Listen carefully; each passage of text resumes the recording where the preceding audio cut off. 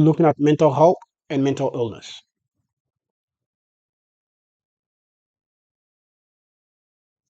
What is mental health? Mental health is a state of well-being where you are able to realize your potential, cope with stress of life, contribute to community, and work productively. This is a definition that is given to us by the World Health Organization. So if you're mentally healthy, then you have the capacity of making rational thinking, growing emotionally, use the resources in your environment for your mental well being, and that is referred to as resilience, learn new skills, improve your self esteem, and communicate effectively. Mental illness refers to psychiatric disorders that affect our ability to think, for example, Alzheimer's, impaired our emotions, example is depression, altered our behavior, example is schizophrenia.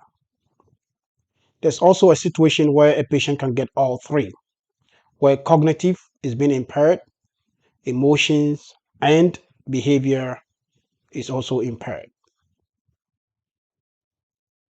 You notice that I define mental health as a state of well being, which means that our mental status or our mental health is not fixed.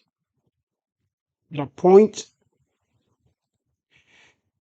there are situations where you'll be happy, and at the same time, there will be time where you'll be sad.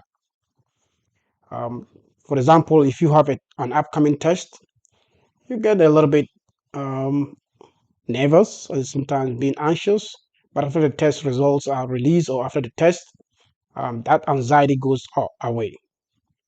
If you get hurt by a loved one or somebody breaks your heart, uh, you are able to come out from it. You'll be sad for a moment, but at a point in time or as time goes on, you'll be able to recover.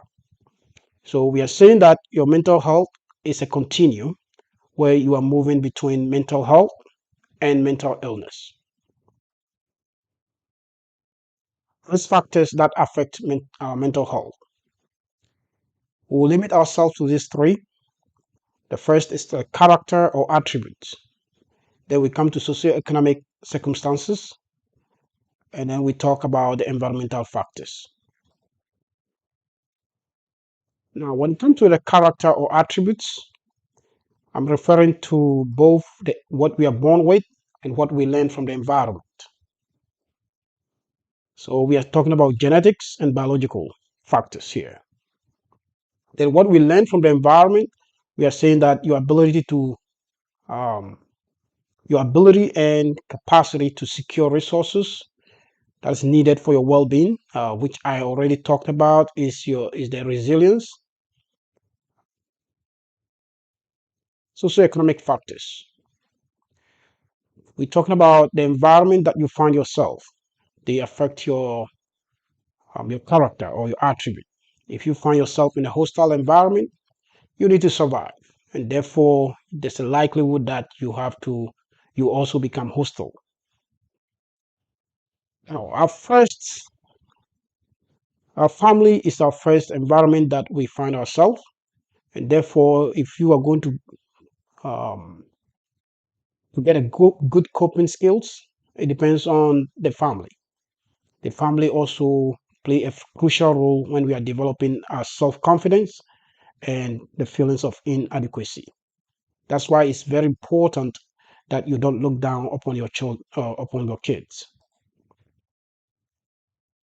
The environment also extends to the school and peer group. So the group that you find yourself with can also influence your character. We spend more time in school. So if the school environment is not helping with our mental health, then definitely we're going to have mental breakdown. Now, the socioeconomic status also dictates the sort of resources that we have, that the resources we have, resources that we have to support our mental health.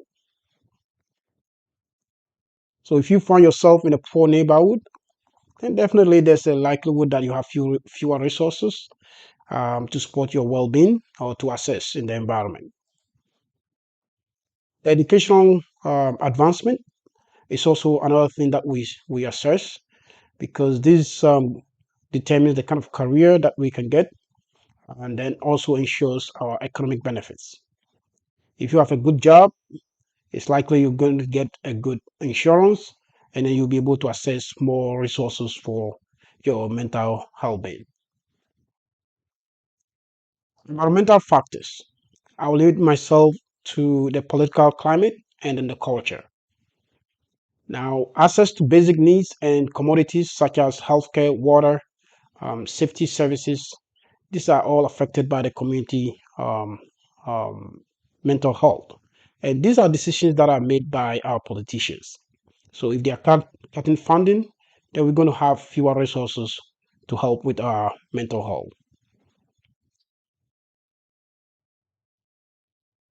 Social and economic policies, like I already said, they are made at the national level, the global level, the local levels, and all these decisions that our politicians make, they impact our um, mental health.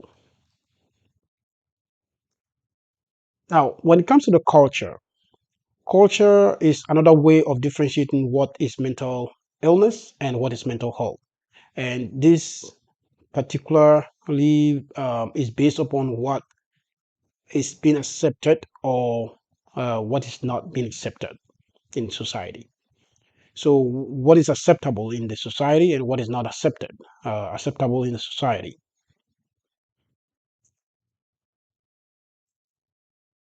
Let's come to classifications of mental disorders. There are two major classification system in the United States, and the first one we're going to talk about is the DSM-5. The other one is the ICD-10 CM. But in the United States, we have the DSM-5 that is the dominant. That is the most common one that we use. And therefore, in this class, I'm going to limit ourselves to the DSM-5.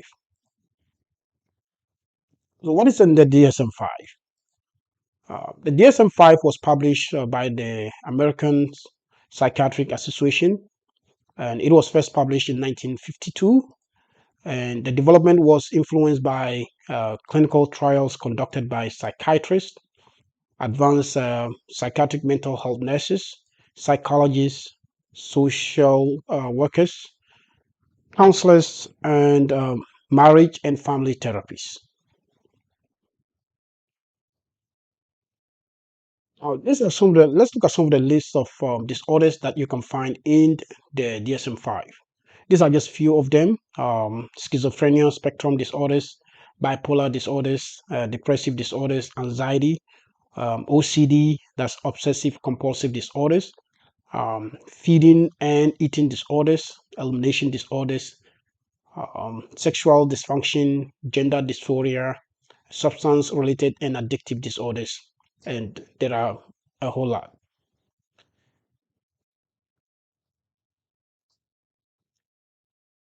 Psychiatric mental health nurses.